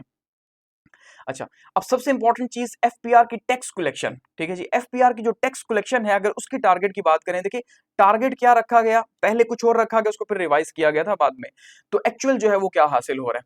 अब जो टारगेट रखा गया था 2024 और 25 के बजट में कि भाई हमने कितनी जो है वो आमदनी लानी है, देखिए टैक्स ही हुकूमत की आमदनी होती है, तो टारगेट रखा गया था 12,970 अरब रुपए का, यानी तकरीबन आप ये कह लें 13 अरब रुपए का, 1300 अरब रुपए का जो है वो टारगेट रखा गया कि हमने टैक्स कलेक्ट करना है। लेकिन कलेक्ट कितना हुआ, 9300 जो है वो हमारे पास कलेक्ट हुआ, तो तकरीबन 300 का हमें हुआ, गो कि इसके अंदर भी कुछ शामिल नहीं है। टोटल अगर हम देखते हैं जमा करके तो 11,000 अरब के करीब हमारे पास जो है जमा हो रहा है, तो हमें तकरीबन जो है वो 1.5 अरब के करीब का जो है वो नुकसान हो रहा है। फिर अगर हम पिछले साल देखते हैं 23 और 24 में, तो टारगेट रखा गया 9,415 अरब रुपए का, लेकिन हमारा 7,361 जो है वो अरब रुपए बने, तो यहाँ पे भी हमें 200 अरब का नुकसान हुआ, यानी जो टारगेट रखा वो ज्यादा रखा। 22 और 23 में हमने 7,500 अरब का रखा, और यहाँ पे हमें 5.5 जो है वो मिला, तो 200 अरब का आप देख रहे हैं यहाँ पे। 21 और 22 में भी 6 के बजाय 4 हुआ। अच्छा, 20 और 21 में भी 4 के बजाय जो है 3 हुआ। तो हमने हमेशा हम टैक्स कलेक्शन के अंदर टारगेट ज्यादा रखते हैं कि हम ज्यादा से ज्यादा लोगों को टैक्स नेट के अंदर लाएंगे, लेकिन हम उसमें कामयाब नहीं हो पाते। अब जो है वो आगे जब हम नेक्स्ट बजट की बात करेंगे तो उसमें देखेंगे कि नेक्स्ट क्या रखा गया और क्या उसे अचीव किया जाएगा कि नहीं। अच्छा, के 100 इंडेक्स की अगर हम बात करते हैं टॉप 100 कंपनीज की, ठीक है, यानी स्टॉक एक्सचेंज की अगर हम बात करते हैं, तो स्टॉक एक्सचेंज की ग्रोथ जो है काफी अच्छी रही है। ठीक है, तो उसमें अगर हम देखते हैं 2024-25 में 50% जो है वो ग्रोथ रही है स्टॉक एक्सचेंज की, जबकि 23-24 में गो कि इससे भी ज्यादा जो है वो 89.2% रही। लेकिन उससे पहले माइनस में रही 22 और 23 के अंदर, 21 और 22 के अंदर भी माइनस में रही, और 20 और 21 में जो है हम ये देख रहे हैं 36.6% पे रही है। तो ओवरऑल यानी कि पॉजिटिव इंडिकेटर्स ही 100 इंडेक्स के अंदर हम देखा, यानी बिजनेस का ट्रस्ट कहीं ना कहीं बना रहा।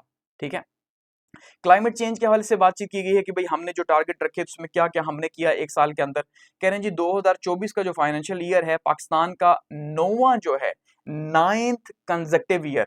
ठीक है, 9वां साल पाकिस्तान का जो है बेसिकली वो गर्म रहा। तो पिछले 9 साल से पाकिस्तान के अंदर जो है वेदर मुसलसल गर्म हो रहा है, पाकिस्तान के पिछले 64 साल की तारीख के अंदर। ठीक है, और जो एवरेज टेम्परेचर रहा 2024-25 का पाकिस्तान के अंदर, वो रहा जी 23.52 डिग्री सेंटीग्रेड। और रेनफॉल अगर हम देखते हैं तो वो 31% जो है वो ज्यादा हुई है हिस्टोरिकल एवरेज से, यानी बारिशें ज्यादा हुई। ठीक है, और जो है हम ये देख रहे हैं कि जो एवरेज टेम्परेचर है वो भी काफी ज्यादा 23.5 रहा।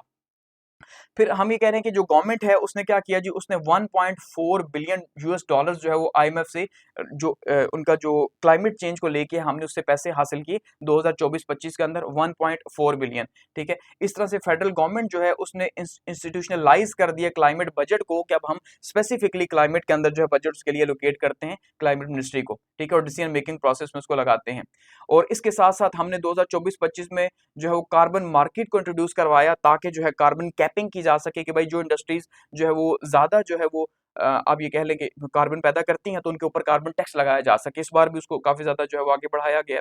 ठीक है, इस तरह से रिचार्ज पाकिस्तान के तहत फ्लड वगैरह को कंट्रोल करने के लिए सितंबर 2024 में 77 मिलियन डॉलर्स जो है वो हमने जो है वो उसमें फंडिंग की है, ये कहा जा रहा है जी। अच्छा, इसके अलावा हम ये देख रहे हैं कि 5000 जो है फेडरल गवर्नमेंट जो है वो कॉस्ट सेंटर बना रही है, जिसके अंदर जो है वो बड़े या छोटे इलाकों के अंदर जो पूरे का पूरा जो सिस्टम है क्लाइमेट का पूरे छोटे लेवल के ऊपर जो है उसको मैनेज करेगी। तो ये जो है वो अचीवमेंट कह रहे हैं हम कर रहे हैं। इसके अलावा जो है 30 बिलियन 30 अरब रुपए जो है हम ग्रीन सुकू बॉन्ड जो है उसके थ्रू हम हासिल किए हमने 2024-25 के अंदर। तो ये क्लाइमेट के हवाले से जो है इनकी पॉलिसी रही। एनर्जी की बात करते हैं तो एनर्जी में इकोनॉमिक सर्वे क्या कह रहा है जी, कहता है टोटल इंस्टॉल्ड इलेक्ट्रिसिटी कितनी है। जनरेट की बात नहीं हो रही, इंस्टॉल्ड की बात हो रही है, जो कैपेसिटी है उसके हवाले से वो है 46,605 मेगावाट की। ठीक है, 46,605 मेगावाट की। वो कि हम ये देख रहे हैं हम 30,000 जो है इस्तेमाल कर रहे हैं।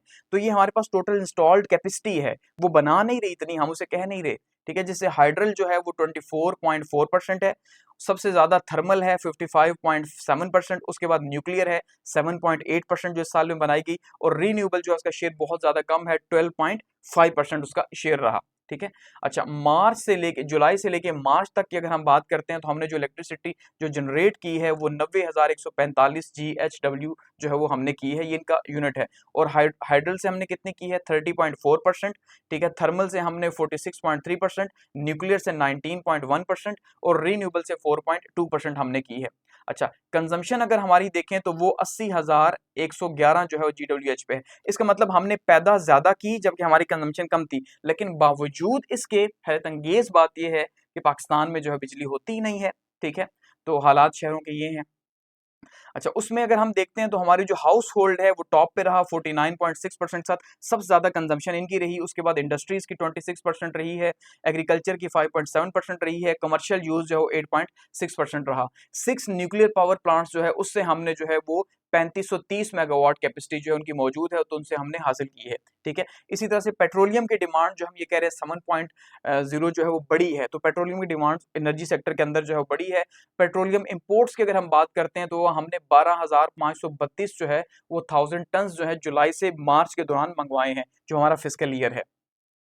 नेचुरल गैस और आरएलजी की बात करें तो वो 2345 जो है वो कंजम्पशन हमारी हुई है। एमएमसीएफडी जो है ये हमारी हुई है, तो वो भी हम बाहर से ही बेसिकली मंगवा रहे हैं। कोल कंजम्पशन जो है हमारी थोड़ा सा डिक्लाइन हुई है, उसके अंदर थोड़ा सा जो है कमी आई है कोल के अंदर। एजुकेशन की बात करते हैं अगर, तो एजुकेशन में ये कहा जा रहा है कि भाई 2023 के पॉपुलेशन के अकॉर्डिंगली जो है वो लिटरेसी रेट हमारा 60.65 है, यानी अभी भी हम 60% के लिटरेसी रेट पे खड़े हैं, इससे ज्यादा हम नहीं जा सके। तो 40% अभी भी हमारे जो है वो बचे हुए हैं। तो हमारे मुल्क के हालात आप ये देख लें, आज दुनिया 5G को इवन उससे भी ऊपर जा रही है। जिसमें हम मेल्स की बात करते हैं तो 68% जो है वो मेल हैं इस लिटरेसी रेट के अंदर, और फीमेल्स जो हैं वो 52.8% जो हैं, तो मेल्स जो हैं वो ज्यादा हैं, और ट्रांसजेंडर इंडिविजुअल जो है 40.15% है। अर्बन लिटरेसी की बात करें तो 74.09% है, यानी शहरों के अंदर लिटरेसी रेट 74% तक है। और अगर हम रूरल लिटरेसी की बात करें तो वो सिर्फ 50 से 51% तक अभी तक मौजूद है। तो ओवरऑल यानी कि आप को देख लें कि भाई 60.65% पे हमारी जो है लिटरेसी रेट खड़ी हुई है। प्रोविंशियल लिटरेसी रेट में पंजाब पहले नंबर पे है 66.65 के साथ, उसके बाद सिंध दूसरे नंबर पे है 57 के साथ। ठीक है, खैबर पख्तूनख्वा तीसरे नंबर पे है तकरीबन 51% के साथ, और बलूचिस्तान जो है चौथे नंबर पे है 42% के साथ। ये ऐसी चीजें जो आपसे MCQs में जो है वन पेपर वगैरह या जो MPT वगैरह के हैं वहां पे जो है वो आपसे पूछी जाती हैं। इकोनॉमिक सर्वे में क्या जो है वो ग्रोथ रेट रहा पंजाब का, KP का, किसका भी। पब्लिक डेट जो हमारा है, यानी हमारी जो सरकारी जो हमारा कर्जा है वो कितना है, तो हमारा जो टोटल कर्जा है जी वो है 76,007 बिलियन। 76,007 बिलियन हमारा टोटल कर्जा है। ठीक है, मार्च के आखिर तक की बात की जा रही है। और डोमेस्टिक डेट इसके अंदर कितना है, यानी जो अंदरूनी कर्जा है अगर हम उसकी बात करें तो वो है 51,518 बिलियन, ठीक है, यानी ये रुपए के अंदर है। और जो हमारा एक्सटर्नल डेट है, बैरूनी कर्जा है, वो है 24,489 अरब रुपए, ठीक है, या 87 बिलियन डॉलर हमारा है।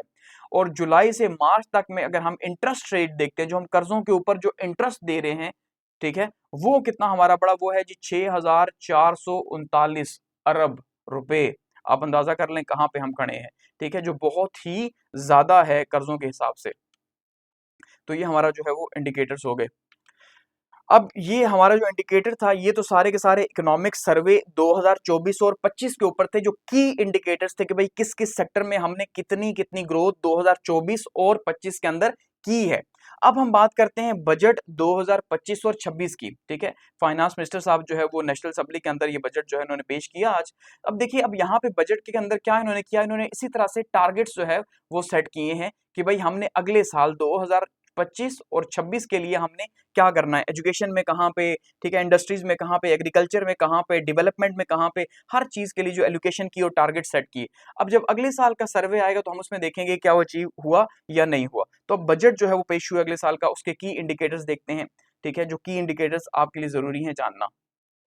बजट फाइनेंशियल ईयर 26 जो है वो क्या है जी, जो पाकिस्तान का बजट है उसमें हमेशा एक बात कही जाती है जिसको फॉलो नहीं किया जाता, और वो क्या है, वो है जी ऑस्टेरिटी बजट। तो नाम इसको भी दिया गया ऑस्टेरिटी बजट का, कि भाई ये भी बेसिकली क्या है जी, इसमें हम अपने खर्चात को कम करेंगे और एक गरीब वाला बजट बनाएंगे, या गरीब परवर बजट जो है बनाने की कोशिश करेंगे। तो हमेशा ऑस्टेरिटी की बात तो की जाती है, खर्चात की कमी की बात तो की जाती है, लेकिन होता नहीं है, ठीक है। और ग्रोथ रेट जो है वो कहा जा रहा है 4.2% पे हम रखेंगे। अब लास्ट ईयर हमारा 2.7 पे रहा, इसका मतलब ये है कि अब 4.2 पे, तो ये काफी ज्यादा जो है एक्सपेक्ट किया जा रहा है। लेकिन जैसे मैंने कहा कि पॉलिटिकली कुछ चीजें रखनी पड़ती हैं, ग्राउंड रियलिटीज उसको सपोर्ट करें या ना करें, लेकिन रखनी पड़ती हैं। तो जो बजट है वो मोहम्मद औरंगजेब साहब ने जो है वो पेश कर दिया है मंगल को, यानी कि 10 जो है वो जून को। और इसमें जो टारगेट रखा गया जीडीपी का, सबसे इंपॉर्टेंट, वो 4.2% पे रखा गया। 4.2% अगर एक्चुअली में हो जाए तो ये बहुत अच्छी ग्रोथ है, समझ गए, बहुत अच्छी ग्रोथ है पाकिस्तान के लिहाज से जो इसके हालात हैं। और एक्सपेंडिचर्स की अगर हम बात करते हैं तो वो 6.9% जो है हमारे रहे उसमें, यानी कि टोटल 17 जो है वो 17.573 ट्रिलियन जो है वो हमने देखा कि हमारा पूरा एक बजट जो है वो रखा गया इसके अंदर। इसको हम जब ग्राफ में डिस्कस करेंगे तो आपको जो है थोड़ा सा आसानी हो जाएगी कि भाई क्या क्या इंडिकेटर्स जो है वो रखे गए हैं, ठीक है। और टैक्स वालों के लिए जो फाइलर हैं या नॉन फाइलर है, कहा गया कि भाई अब दो ही तरह के लोग मुल्क में होंगे, ठीक है, या तो फाइलर होंगे टैक्स देने वाले, या नॉन फाइलर होंगे। तो जो नॉन फाइलर हैं उनके लिए मजीद सख्तियां जो है वो बढ़ाई जा रही है, और डिजिटल इन्फोर्समेंट के थ्रू, ठीक है, कि भाई उनको किस तरह से काबू किया जा सके ताकि वो टैक्स दे सकें। और टैक्स को हमने बढ़ाना है, वो कह रहे हैं बूस्ट करेंगे जी, टैक्स टू जीडीपी जो है उसकी रेशियो को हम 10.4% पे जो है वो लेके जाएंगे, ठीक है, ये बजट के अंदर कहा जा रहा है। डिफेंस स्पेंडिंग्स को 20% जो है बढ़ा दिया गया है। आपको पता है पाकिस्तान जो है 4 दिन की शदीद मार्का आराई के बाद एक जंग जीता है, तो इसलिए जो है डिफेंस स्पेंडिंग्स को बढ़ा दिया गया 20% पे। और साथ में अलग से भी उनके लिए बोनसेस वगैरह जो कहा गया कि भाई जीसीओ जो ऑफिसर हैं उनको मिलेंगे, ठीक है, बजट से, जो इनका बजट है उसके अंदर से। तो इसको अगर हम देखते हैं थोड़ा सा, तो बजट जो है वो बेसिकली उसमें कहा गया कि हम एक तो प्रोग्रेसिव टैक्सेशन लेके आएंगे। हर बार यही कहा जाता है, इस बार भी कहा गया कि हम ग्रेजुअली टैक्सेशन लेके आएंगे। सैलरीड इंडिविजुअल के लिए कुछ आसानी कर दी गई है, गो कि अब ये जो टैक्स है ये भी तो नहीं होना चाहिए सैलरी वालों के ऊपर, लेकिन उसको थोड़ा सा कम कर दिया गया, ठीक है। तो उसको 2.5% पे लेके आए, और ये एक लंबी लिस्ट है कि भाई कोई कितना कमा रहा है तो उसका कितना, उसको कितना कमा रहा है तो उसका कितना जो है सैलरी के हवाले से। तो वो जो आप तो जो कमा रहे होंगे उनको खुद ही आइडिया हो गया होगा कि उनका कितना कम हुआ है। कॉर्पोरेट जो सुपर टैक्स है उसको ड्रॉप कर दिया गया है जी 5% के ऊपर, ये एक पॉजिटिव चीज है। लेकिन ये भी बड़े बिजनेसेस के लिए नहीं है, सिर्फ मिड साइज फर्म्स के लिए जो है वो रखा गया है ताकि ग्रोथ हो सके, ठीक है। और इसी तरह से जो प्रोविंसेस को अलॉट किया गया, जो डेवलपमेंट बजट जो है 4.2 ट्रिलियन जो है वो किया गया है, जो प्रोविंसेस से ज्यादा है, जो डेवलपमेंट जो प्रोजेक्ट्स हैं उनके लिए जो एलोकेट किया गया, जो कि अब आईएमएफ शायद इसको भी कट करवा दे, क्योंकि आईएमएफ ने कहा हुआ है कि डेवलपमेंट फंड आप जो है वो कम से कम जितना कर सकते हैं उतना आपने रखना है। 133 अरब रुपए जो है वाटर प्रोजेक्ट्स के लिए रखे गए हैं, 90 बिलियन जो है वो एनर्जी इंफ्रास्ट्रक्चर के लिए रखे गए हैं, और हाइड्रो पावर के लिए रखे गए हैं। एग्रीकल्चर के लिए 34% जो है रखे गए हैं, जिसमें हम सीड्स और टेक्नोलॉजी जो है उसको लेके जाया जाएगा या उसको आगे लेके जाया जाएगा। आईटी को जो है वो उसके लिए 25 बिलियन जो है वो एक्सपोर्ट्स का टारगेट रखा गया अगले 5 सालों के अंदर, कि हमने 25 बिलियन डॉलर्स की एक्सपोर्ट्स जो है वो करनी है, जो कि शायद बहुत ही ज्यादा जो है हमने टारगेट रख दिया है। सोशल स्पेंडिंग की बात की जाए तो वो 39.5 बिलियन पे कहा गया कि हम जो है वो, चाहे वो बेनजीर प्रोग्राम हो या इस तरह के जो प्रोग्राम्स है, उसके लिए तकरीबन 40 अरब रुपए जो है उसके लिए रखे गए हैं। हायर एजुकेशन के लिए जो है वो बजट अलॉट किया गया, कि पिछले साल की निस्बत थोड़ा सा कम है।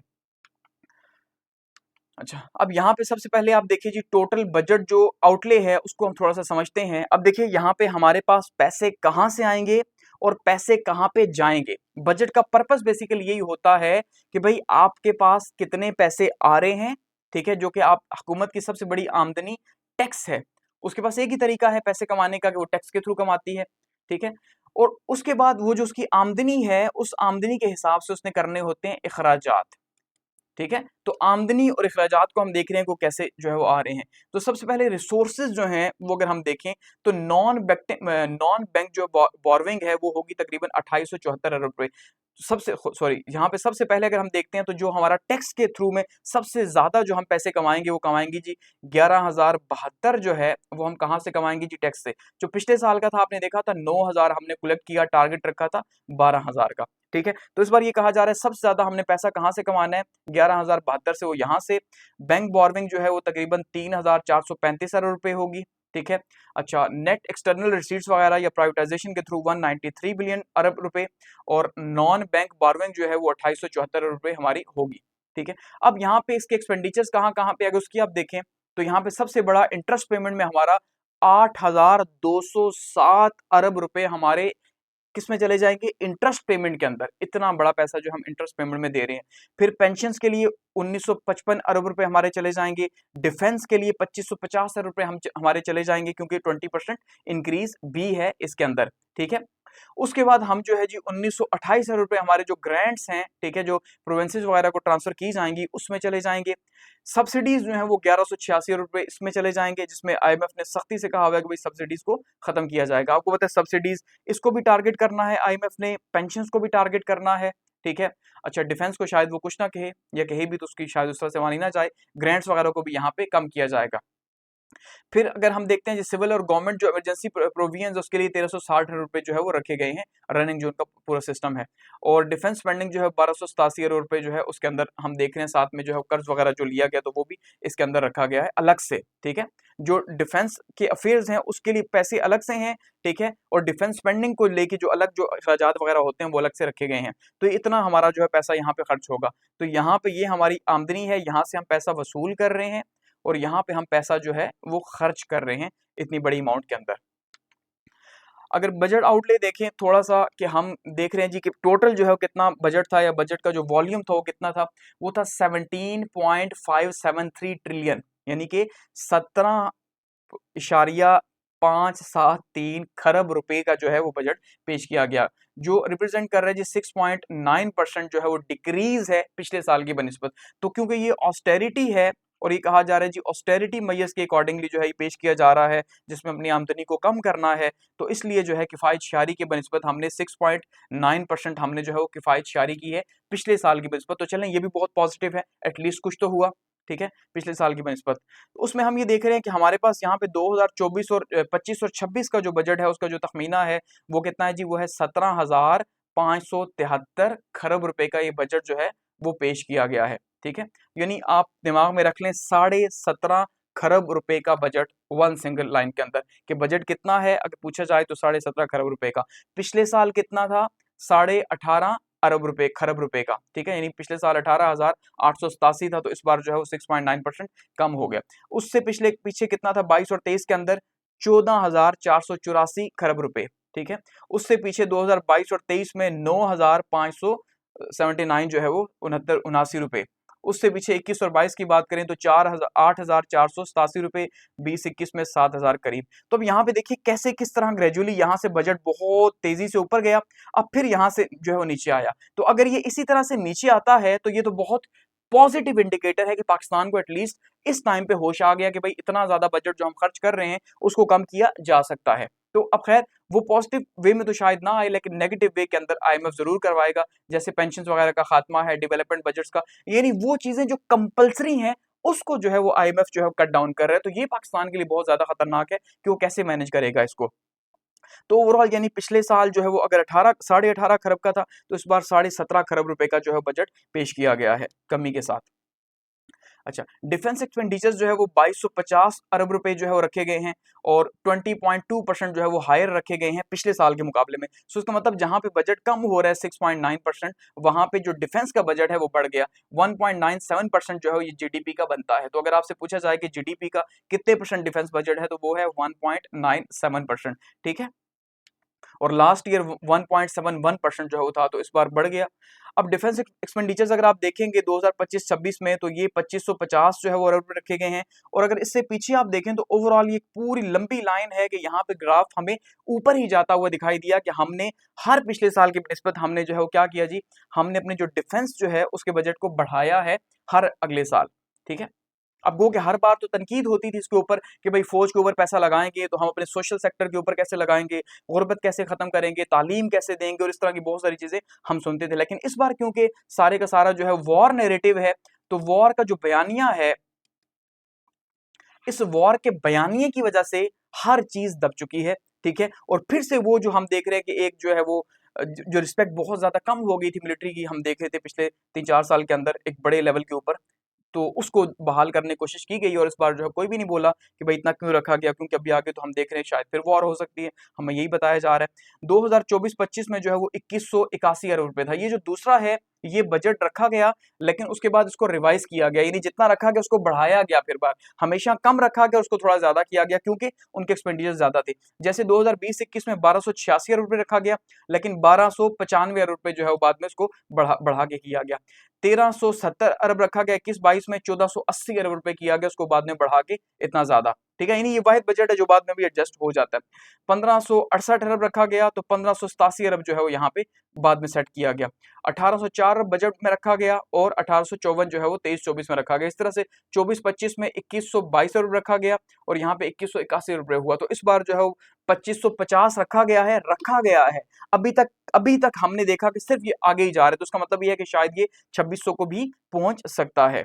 ठीक है, उसके बाद पेंशन पेमेंट्स की अगर हम बात करते हैं, तो पेंशन पेमेंट्स में देखें जरा हमारे पास जो है वो क्या आ रहा है। बेसिकली पेंशन पेमेंट्स में अगर आप देखेंगे तो हमारे पास जो है वो 2025 और 26 के अंदर 1055 अरब रुपए जो है वो रखे गए हैं पेंशन की पेमेंट्स को लेके कि भाई इतना पैसा जो हम पेंशन के अंदर देंगे। 2024 और 25 में अगर आप देखें तो 1014 अरब रुपए जो है वो सेट किए गए हैं 2024 और 25 के अंदर। ठीक है, 1014 अरब रुपए।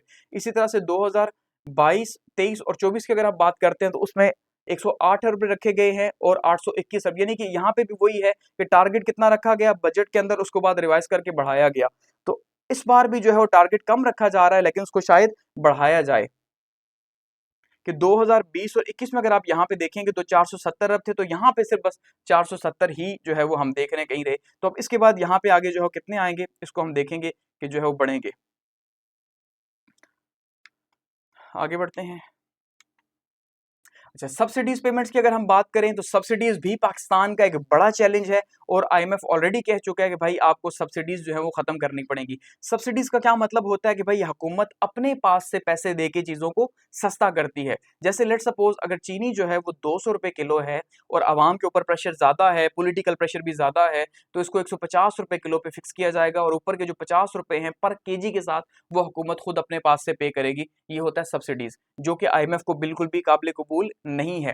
तो इसमें 2025-26 में अगर हम देखें तो 1186 अरब रुपए जो है वो रखे गए हैं। अभी भी आईएमएफ के मना करने के बावजूद भी 1186 अरब रखे गए हैं और पाकिस्तान में महंगाई काफी ज्यादा हम कहते हैं है। तो अगर ये जब खत्म कर दिए गए तो फिर आप सोचें कि हमारा जो है वो क्या हाल होगा। 2024-25 की अगर हम बात करते हैं तो 1363 अरब रुपए जो है रखे गए, लेकिन बाद में इसको जो है वो सेट करके 1378 यानी बढ़ा दिया गया। तो हमेशा जो हम बजट एक बार बनाते हैं और यही सबसे बड़ा हमारा फेलियर है, याद रखिएगा यही हमारा फेलियर है कि हम बजट को सेट करके उसके बाद जब प्रेशर आता है या पॉलिटिकली जब हम चीजों को देख रहे होते हैं तो हम उसमें एडजस्टमेंट करना स्टार्ट कर देते हैं, जिसको हम कहते हैं मिनी बजट है भाई वो। तो वो जो मिनी बजट है, हम फिर इस बजट को स्टडी करें या मिनी बजट, तो फिर वो चीजें सारी गड़बड़ हो जाती हैं। तो यहाँ पे भी अगर आप देखें तो हर साल में जो है वो कहीं ना कहीं एडजस्टमेंट जो है वो आपको दिखाई देगी सब्सिडीज के अंदर। तो हमने अच्छी खासी रकम जो है लगाई है। एफबीआर की टैक्स कलेक्शन की अगर हम बात करते हैं तो जो टारगेट इस बार रखा गया है वो टारगेट काफी ज्यादा है। अब पिछले साल के इकोनॉमिक सर्वे में हमने देखा तकरीबन 12.5 अरब रुपए जो है वो कहा गया था कि हमने वसूल करने, लेकिन हमने देखा सिर्फ 9 अरब तक ही पहुंचे। अब यहाँ पे कहा गया है कि 2025-26 में 14,131 अरब रुपए जो है वो हमने टारगेट रखा है। ठीक है, 2024-25 के अंदर हमने रखा था 12,970 अरब, जबकि हमने इसको वसूल कितना किया जी 11,900 के बाद में इसको रिवाइज भी किया गया और इसको फिर भी सिर्फ 900 अरब रुपए तक जो है वो हमने वसूल किया। इसी तरह से हर साल हम ये देख रहे हैं कि हम टारगेट कितना रख रहे हैं, उसको बाद में एडजस्ट फिर वो कर रहे हैं। तो इस बार का 14,131 अरब रुपए हमने रखा। अब ये क्या अचीवेबल है या नहीं, क्योंकि हर बार ये कहा जाता है कि टैक्स नेट को बढ़ाया जाएगा, लेकिन शायद ऐसा पॉसिबल ना हो सके, हम इतना शायद उसे ना बढ़ा सके। ठीक है, इसके साथ साथ जो हमारे पास होप है, वो होप क्या है जी, वो होप हमारे पास हमारे जो मिनरल रिसोर्सेज हैं उसको होप कहा जा रहा है कि हम मिनरल रिसोर्स के थ्रू पैसा कमा सकते हैं। तो 5 बिलियन की इन्वेस्टमेंट का कहा जा रहा है कि भाई प्लेज किया गया है रिकोटिक के अंदर, कि जो रिकोटिक आपको पता है बलूचिस्तान के अंदर जो सोने की और चांदी की जो है कानें हैं, वहां पे कहा जा रहा है कि 5 अरब रुपए हमें वसूल होंगे। ठीक है, और इसके साथ साथ कह रहे हैं जी जो गोल्ड माइंस है रिकोटिक की, ये हमारा फ्यूचर है। और यानी जैसे हम मिनरल रिसोर्सेज के ऊपर आपको पता है काफी ज्यादा जो है वो रिलाई कर रहे होते हैं कि भाई वो हमें काफी पैसा देंगे।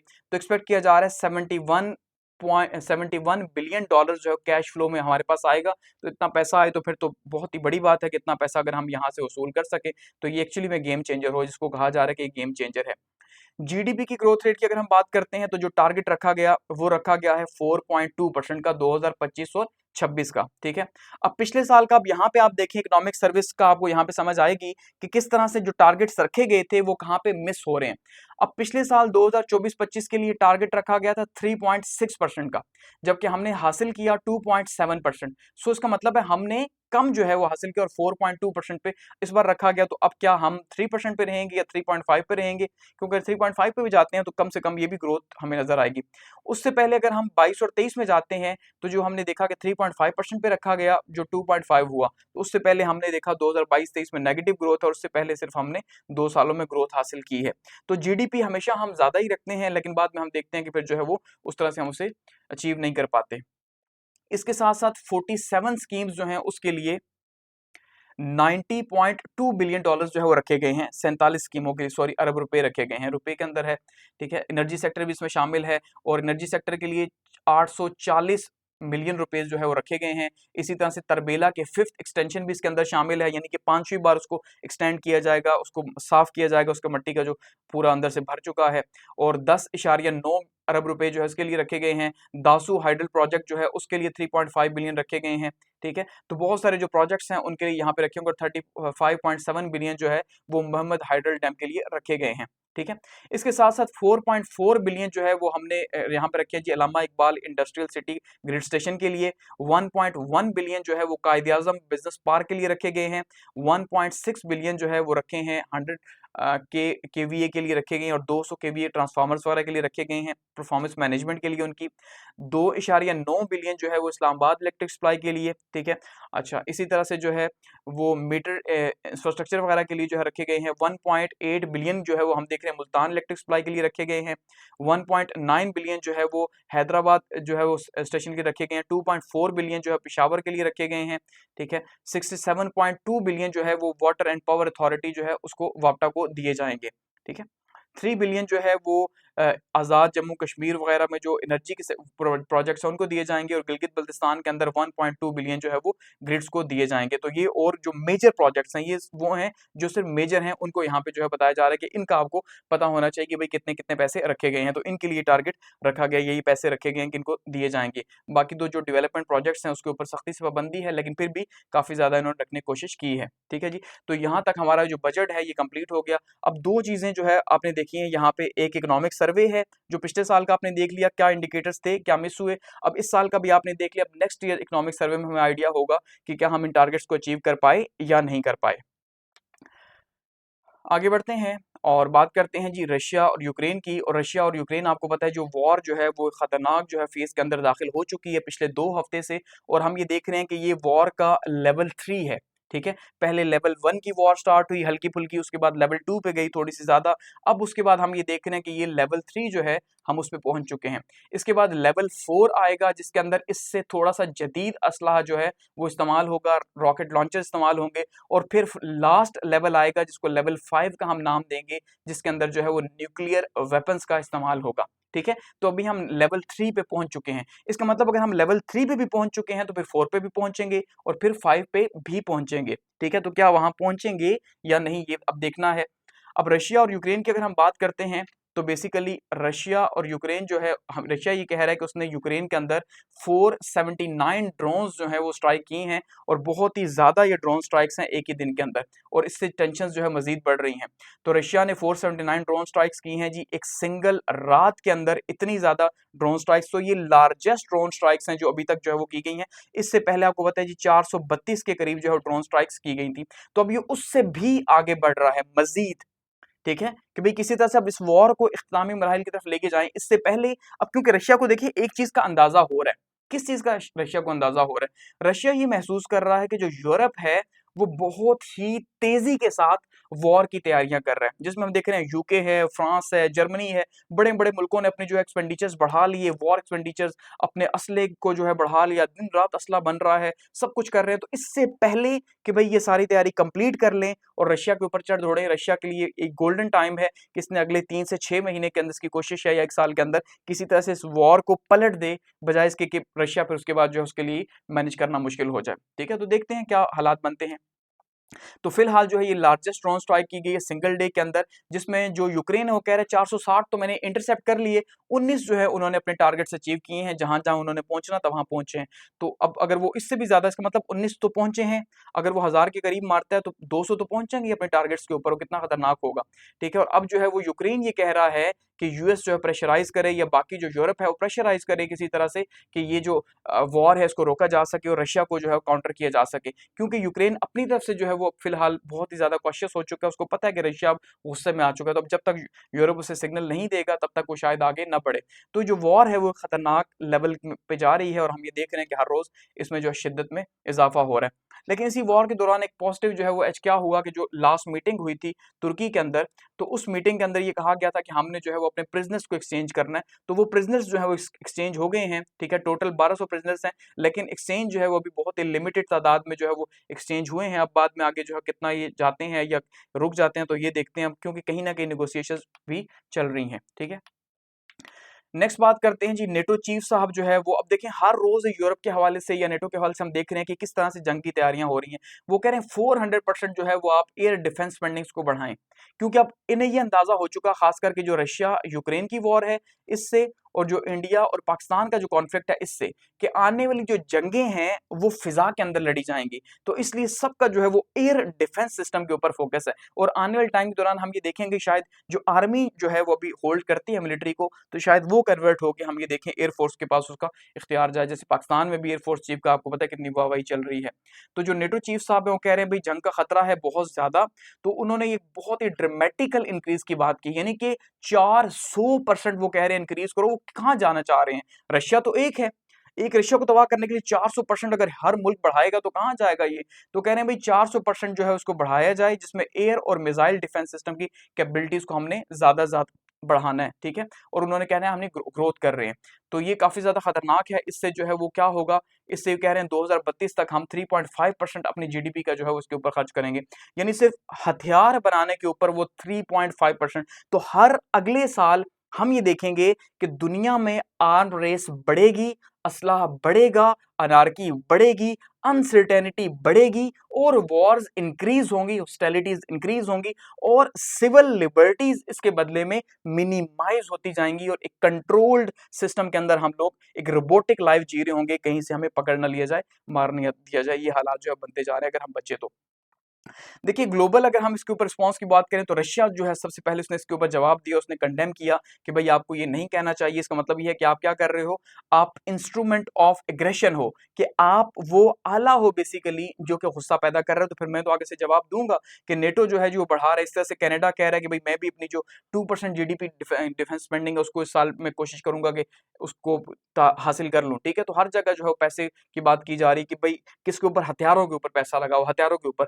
खाने खाने को कुछ हो ना, फूड की प्राइसेस जहां मर्जी जाएं, ठीक है, उसकी परवाह नहीं है। बस एक ही बात है, रियासत सबसे ऊपर है, रियासत सबसे आगे है, रियासत के बचाव के लिए पूरी दुनिया को बेवकूफ बनाया जा रहा है, ठीक है, चाहे वो पाकिस्तान हो या दुनिया में कहीं पे भी हो, रियासत के नाम के ऊपर लूट मार लगी हुई है। और रियासत के जो इदारे हैं, जो करता धरता खुद को समझते हैं, वो इससे बालातर हैं कि भाई ठीक है। तो हर साइड पे जो है ये डिवाइड हम देख रहे हैं। नेक्स्ट हमारे पास है जी, ट्रंप एडमिनिस्ट्रेशन जो है उसने डिप्लॉय किया है जो लॉस एंजलिस है वहां पे मिलिट्री को। तो ये पहली बार हम ये देख रहे हैं, क्योंकि इससे पहले भी वहां पे हुआ लेकिन बहुत कम होता है। जैसे ये कहा जा रहा है लास्ट टाइम 1996 में ये हुआ था कि वहां पे मिलिट्री कहीं ना कहीं डिप्लॉय की गई थी। तो मिलिट्री को जो है वो डिप्लॉय किया जा रहा है, और जो रीजन है वो रीजन बहुत सिंपल सा है। जो फेडरल गवर्नमेंट है वो क्रैक डाउन कर रही है लॉस एंजलिस के अंदर, जो वहां पे इमिग्रेंट्स हैं जो वहां पे आए हुए हैं, लेकिन अनफॉर्चुनेटली वो उन लोगों को पे भी कर रहे हैं जो कि सालों से रह रहे हैं। ये बिल्कुल वही हालात हैं जो पाकिस्तान के और अफगानिस्तान के हैं। अब देखिए, अफगानिस्तान के हवाले से हम ये देखते हैं कि यहाँ पे बहुत सारे बच्चे यहाँ पे पैदा हुए, 30-30 साल से वो रह रहे हैं, 40-40 साल से रह रहे हैं। तो वो कह रहे हैं भाई हमें क्यों वापस भेजते हो, अब तो ये हमारा मुल्क है, ठीक है। लेकिन हम कहते हैं नहीं भाई, आपके पास नेशनलिटी तो नहीं है हमारे मुल्क की, आप वापस जाओ। अब वही काम अमेरिका के अंदर भी हो रहा है नेशनलिज्म में, कि ट्रम्प साहब ये कह रहे हैं कि भाई यहाँ पे आपको 40 साल हो गए, 50 साल हो गए, आपको वापस जाना पड़ेगा। जबकि ये कह रहे हैं भाई मैं तो पैदा भी यहाँ पे हुआ, मुझे क्यों भेज रहे हो, ठीक है। तो अब ये जो है वो हालात लगे हुए। तो ट्रम्प साहब ने जो है वो अब क्या किया जी, मिलिट्री मंगवा ली है 701, ठीक है, और 2000 जो है मजीद गार्ड्स वगैरह यहाँ पे भेजे हैं। और अब यहाँ पे मजीद जो है बुलेट्स वगैरह भी चलाई जा रही हैं, रबड़ बुलेट्स वगैरह, हालात खराब होंगे, ठीक है। और सेकंड टर्म की जो पॉलिसीज हैं ट्रम्प साहब की वो बहुत ज्यादा सख्त हैं, उनके ऊपर जो है प्रोटेस्ट हो रहा है, क्योंकि ये अनडॉक्यूमेंट जो इमिग्रेंट्स हैं उनको वापस भेजना चाह रहे हैं जबरदस्ती, कि भाई उनको पकड़ा जा रहा है जबरदस्ती, जैसे हमारे यहाँ हो रहा है, बिल्कुल वही काम हो रहा है, पकड़ पकड़ के भेजा जा रहा है, ठीक है। और इसके हवाले से काफी ज्यादा जो है वो वहाँ पे क्लैशेस पैदा हो गए हैं। तो 2000 जो है वो डेली अरेस्ट हो रहे हैं इस टाइम पे कैलिफोर्निया के अंदर जो है वो, और लॉस एंजलिस के अंदर ये हालात चल रहे हैं। लेकिन ये फेडरल गवर्नमेंट कर रही है, तो वहाँ की जो लोकल गवर्नमेंट्स हैं, ठीक है, वो इसको सपोर्ट नहीं कर रही। वो कह रही है भाई कि आप जो यहाँ पे मिलिट्री भेज रहे हो ये अनकॉन्स्टिट्यूशनल है। इसी तरह से जो डेमोक्रेट्स हैं बेसिकली वो भी इसके ऊपर आड़े हाथों ले रहे हैं रिपब्लिकन्स को, ठीक है, यानी ट्रम्प की पार्टी को आड़े हाथों ले रहे हैं कि आप क्या कर रहे हो। तो डेमोक्रेट्स जो है वो भी वार्निंग जारी कर रहे हैं कि भाई अगर ट्रूस ने कोई लॉ इन्फोर्समेंट का हालात खराब किए, यहाँ पे कुछ लोग मर गए, तो उसके जिम्मेदार सिर्फ और सिर्फ ट्रम्प होगा। तो वहां पे भी इस टाइम पे पॉलिटिक्स टॉप पे है। तो हम ये देख रहे हैं कि हमें इससे क्या अंदाजा हो रहा है, हमें इससे ये अंदाजा हो रहा है कि भाई पूरी दुनिया के अंदर अनसर्टेनिटी, और खास करके ट्रम्प की पॉलिसीज को लेके उनके मुल्क के अंदर भी हालात खराब, और हमारे मुल्क में भी।